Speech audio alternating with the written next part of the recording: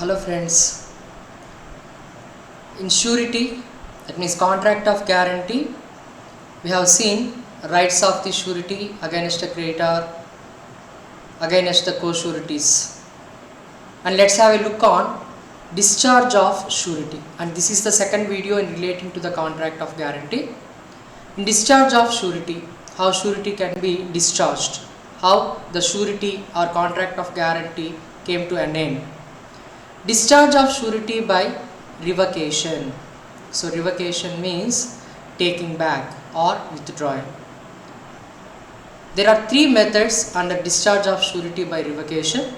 Number one, revocation by notice. Revocation by notice. You might be knowing that there are three number of persons in contract of guarantee. One is creditor, another one is principal debtor, and third one is surety.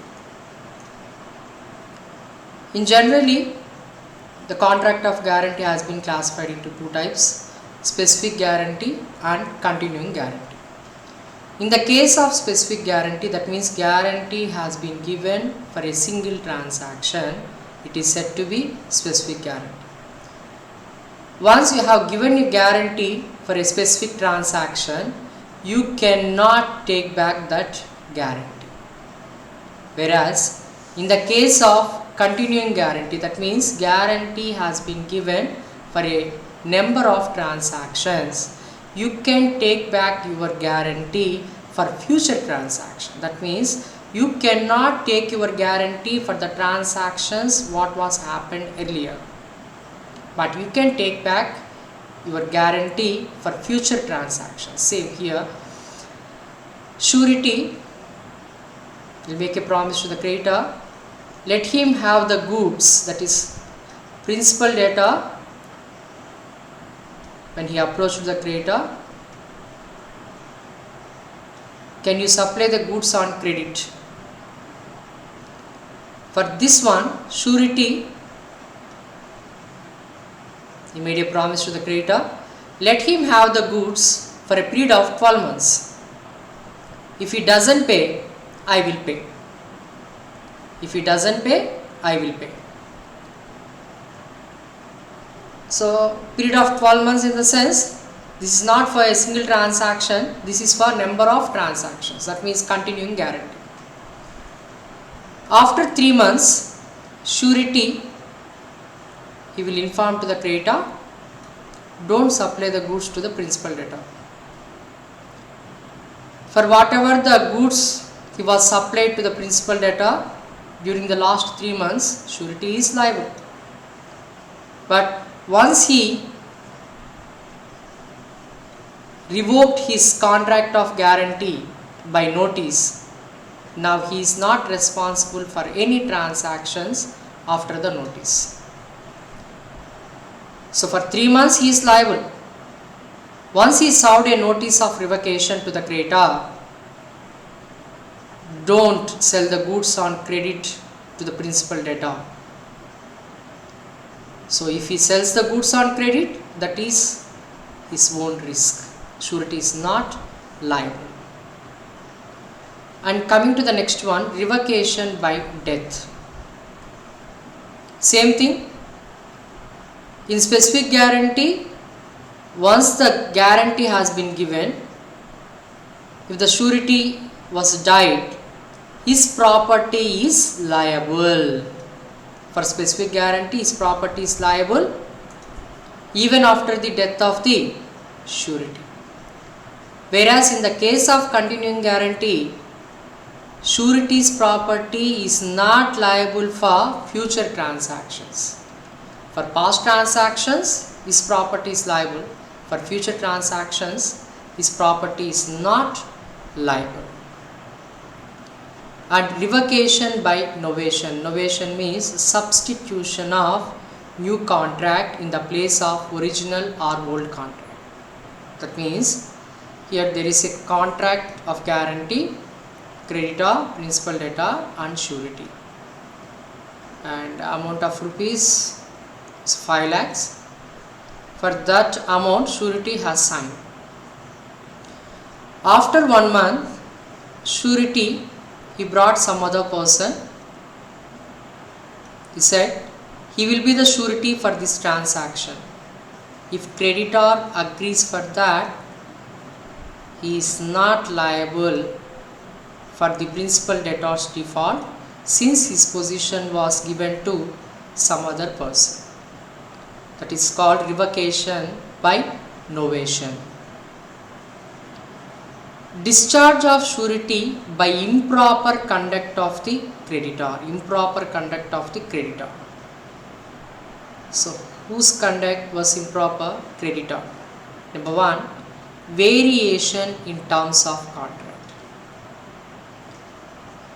There are terms and conditions which was mentioned earlier among the creditor, principal debtor and surety. If at all they want to change the terms and conditions, it has to be with the consent of the surety only. If creditor and principal debtor has changed the terms and conditions without informing to the surety, then surety is not liable and surety was discharged from the contract. That is variation in terms of the contract. And release of principal debtor. Release of principal debtor means, in this case of contract of guarantee, creditor has released the principal debtor. That means he said you need not pay anything. So as per the general rule, surety's liability is coextensive that of principal debtor, not more than that, not less than that. If principal debtor is not liable, surety is not liable to pay. If principal debtor was released by the creditor, surety is also released. But only one exception: if the principal debtor is unable to pay the debt due to his insolvency, but surety has to pay the amount to creditor. He cannot be discharged. Number 3, compounding by creditor with principal debtor. Compounding means a secret agreement between creditor and principal debtor. So secret agreement in the sense, if the creditor has given extra time to the principal debtor without approaching the surety, without consent from the surety, or creditor makes a promise to the principal debtor, I won't file a suit against you, I can recover this amount only from surety. If there is any agreement between creditor and principal debtor, yes, surety was discharged from the contract. And another one, loss of securities. So loss of securities, that we have seen already, rights against the creditor in relating to the securities. I hope you remember. So securities in the sense, in addition to the surety signature, if the principal debtor has given any movable property as security, the debt amount is 10 lakhs. In addition to the signature of the surety, principal debtor has given his car to the creditor as a security. Let's assume this car is worth of rupees 5 lakhs and surety is well aware that creditor has received car in addition to surety signature. He knows that there is a security was given by the principal debtor to the creditor. Without consent from the surety, if the creditor has given the car to the principal debtor, the creditor has given the car to the principal debtor without consent from the surety, surety is discharged the amount, that is the value of the security, he need not pay. That means, let's assume the value of the security is 5 lakhs, the surety is discharged 5 lakh rupees amount. And The next one, discharge of surety by invalidation of contract. Invalidation means the contract itself is not valid. The first one, guarantee obtained by concealment. Concealment means hiding. So, employer, employee, it means employee was in the position of principal debtor, employer is in the position of creditor. For this post, employer, the claim surety signature. With the request of employee, surety has signed. For any misappropriation done by the employee, surety is liable. But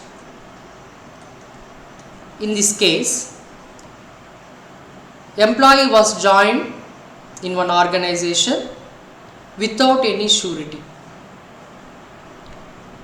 After 3 months, there are some misappropriation was done by the employee,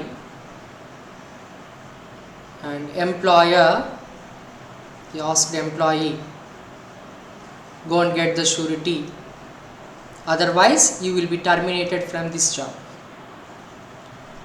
Immediately employee approached one surety and asked for surety for this job. Employer and employee was not revealed the fact in the earlier employee has done some misappropriation. Without knowing the fact, surety has given guarantee for the credentials of the employee. After that, employee again he misappropriated some amount. Surety is not liable for this misappropriation, since these two persons have concealed the fact that there was a misappropriation was done by the employee even before his guarantee. And next one, failure of consideration. So failure of consideration means, you know that contract, in the contract of guarantee, surety won't get anything. Creditor, principal debtor, surety, he won't get anything, but whatever the consideration was received by the principal debtor, it was deemed to be received by the surety. That means, in this contract of guarantee, principal debtor has not received anything. Since he was not received anything, surety is not liable for payment. That is failure of consideration. And co-surety not joining. So co-sureties we have seen in the last class. There are number of sureties in contract of guarantee. If any one of the co-surety was not joining, that means in this contract of guarantee they have specifically mentioned there are 3 sureties, 1, 2, 3. At the time of signature, this surety 1 was well aware that there are 2 more sureties, but creditor has failed to get the signatures from surety 2 and surety 3. Surety 1 was also discharged from the liability since co-surety not joining. And finally, lack of essential elements of contract. Essential elements of contract means there is no free consent, capacity, fraud, illegal object, illegal consideration, terms were not clear, the contract of guarantee was not valid, and surety is discharged from liability. So this is for contract of guarantee. We will see in the next class contract of bailment. Friends, if you like this video, like, share and subscribe. See you friends.